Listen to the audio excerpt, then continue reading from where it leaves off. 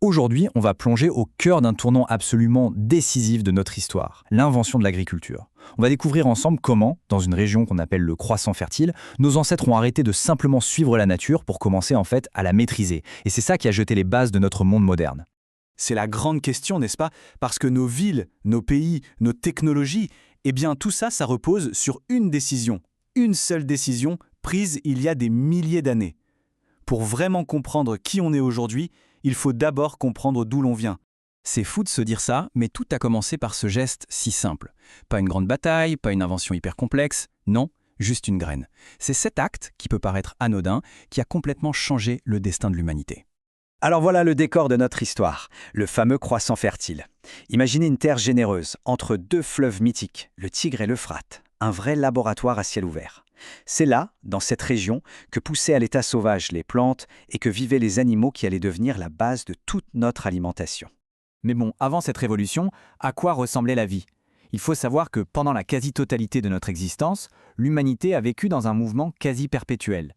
Ce mode de vie, c'est celui des chasseurs-cueilleurs. L'idée, ce n'était pas de planifier ou de stocker de la nourriture. Non, il s'agissait de vivre au rythme des saisons, en suivant les migrations animales, en s'adaptant à une nature qui était à la fois généreuse, mais aussi très imprévisible.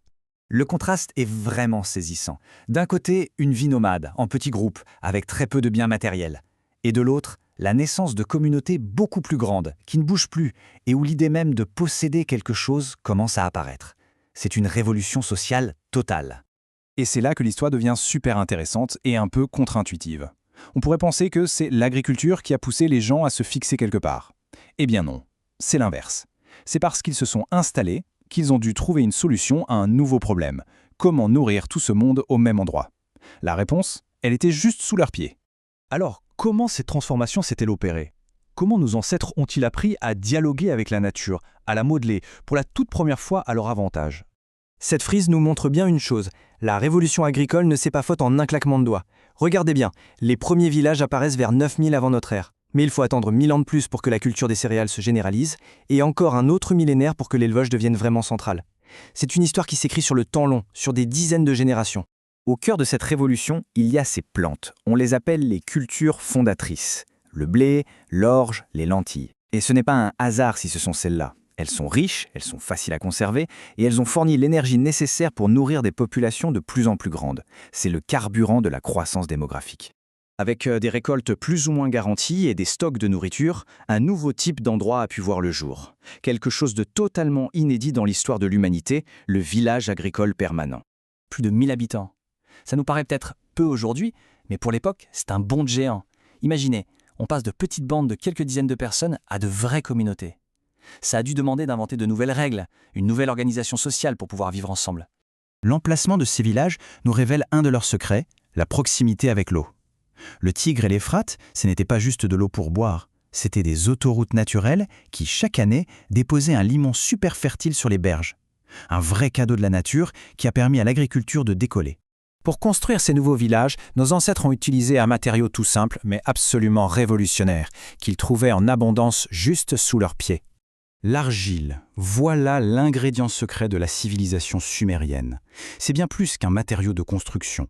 L'argile a permis de bâtir des cités, de stocker les récoltes dans des jarres et même, chose incroyable, de donner naissance à l'écriture. Sans l'argile, notre histoire n'aurait pas du tout le même visage. Ce processus en 3 étapes, il peut sembler basique, mais il est au cœur d'une vraie révolution technologique. Le fait de pouvoir produire des briques standardisées en très grande quantité a permis de construire plus grand, plus haut et surtout plus solide. C'est tout simplement la naissance de l'architecture monumentale. Mais ces premiers villages n'étaient qu'une étape, parce qu'en leur sein, les graines d'une nouvelle organisation humaine, encore plus vaste et complexe, étaient déjà en train de germer, les toutes premières cités de l'histoire. L'irrigation, voilà l'innovation qui a fait sauter tous les verrous. En maîtrisant l'eau, en la menant là où il n'y en avait pas, nos ancêtres ont pu transformer des terres presque désertiques en greniers à blé, et donc nourrir des populations de plus en plus denses. C'était le début de l'urbanisation à grande échelle.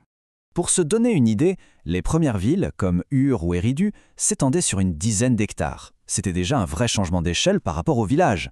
Mais ce n'était rien comparé à ce qui allait arriver. Et voilà, l'explosion. En à peine quelques siècles, la ville d'Uruk atteint la taille incroyable de 250 hectares. C'est la première mégapole de l'histoire. Un phénomène urbain complètement inédit qui a dû tout changer dans la société de l'époque. Cette croissance spectaculaire, elle a été nourrie par un phénomène qu'on connaît bien aujourd'hui, l'exode rural.